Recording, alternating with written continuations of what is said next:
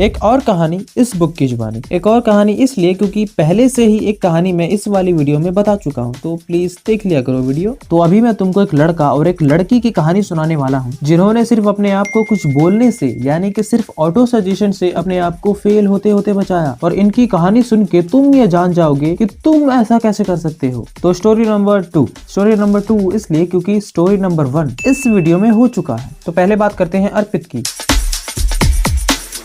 एक बार अर्पित को स्टेज पर कुछ परफॉर्म करने को कहा गया और अर्पित को था स्टेज फियर, पर वो अपने इस स्टेज फियर के कंफर्ट जोन से बाहर आना चाहता था, तो उसने इसके लिए हाँ बोल दिया। पर जब अर्पित स्टेज पर गया, अब ये जो मैं बोलने वाला हूँ ये वो लोग बहुत अच्छे से रिलेट कर पाएंगे जिनको सच में स्टेज फियर था और उन्होंने कभी कुछ परफॉर्म करने की कोशिश भी की थी, तो अपना अपना मैच करना। हाँ, तो अर्पित जैसे ही स्टेज पर गया तो उसके साथ उस मोमेंट में ये 3 चीजें हो रही थी। पहला, उसके पैर लिटरली कांप रहे थे। दूसरा, जिस हाथ में उसने माइक पकड़ा हुआ था वो हाथ भी वाइब्रेट कर रहा था। और तीसरा कि जब भी वो कुछ बोलता तो उसके गले से आवाज ही नहीं आ रही थी, वो हकला रहा था, जबकि उसका गला स्टेज पे आने से पहले से ही था। पर उस समय ये सब उसके अंदर के डर की वजह से हो रहा था। अब जब वो स्टेज पे काफी देर से ऐसे ही खड़ा था तो उसको बहुत शर्म आने लगी और वो स्टेज छोड़ के चला गया और कभी लौटकर वापस स्टेज पर नहीं आया।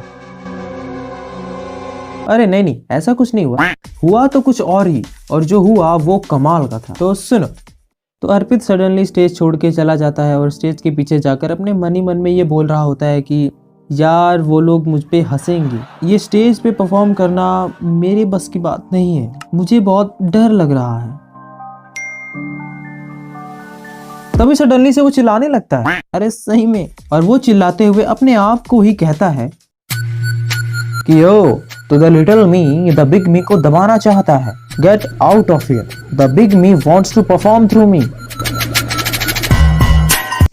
यहाँ पर अर्पित ये बोल के अपने अंदर 2 कैरेक्टर क्रिएट कर रहा है, एक द लिटिल मी और दूसरा द बिग मी। इसको दोस्त के एग्जाम्पल से समझते हैं। द लिटिल मी मतलब एक ऐसा दोस्त जो तुम्हें हमेशा कुछ भी अलग करने से रोकता है, तुम्हें ऐसे ऐसे शब्दों से वो प्रभावित करता है जिससे तुम या तो उस काम को ही छोड़ देते हो या फिर डीमोटिवेट हो जाते हो। और द बिग मी मतलब एक ऐसा दोस्त जिसके पास तुम्हारी सारी प्रॉब्लम्स का सोल्यूशन होता है, वो तुम्हें कभी भी डीमोटिवेट नहीं करता है और ना ही तुम्हें कभी डीमोटिवेट होने देता है। तो अर्पित ने अपने आप को जो ये बोला, क्या तुम अंदाजा भी लगा सकते हो कि उसने ये कितना फील लेके बोला होगा। वो ये सब लाउडली बोल रहा था, यानी कि वो अपने नेगेटिव थॉट्स को एक तरह से डांट रहा था कि निकल जाओ मेरे ब्रेन से, क्योंकि मैं स्टेज पे परफॉर्म करके रहूंगा चाहे जो हो जाए। लोग हंसेंगे, भाड़ में जाए लोग, मुझे कोई फर्क नहीं पड़ता। खुद को ऐसी अथॉरिटी के साथ बोलना पड़ता है, तब जाके हमारे ब्रेन में आए नेगेटिव थॉट्स हमारे कंट्रोल में आते हैं और लोगों के नेगेटिव थॉट्स उन पर हावी होते हैं।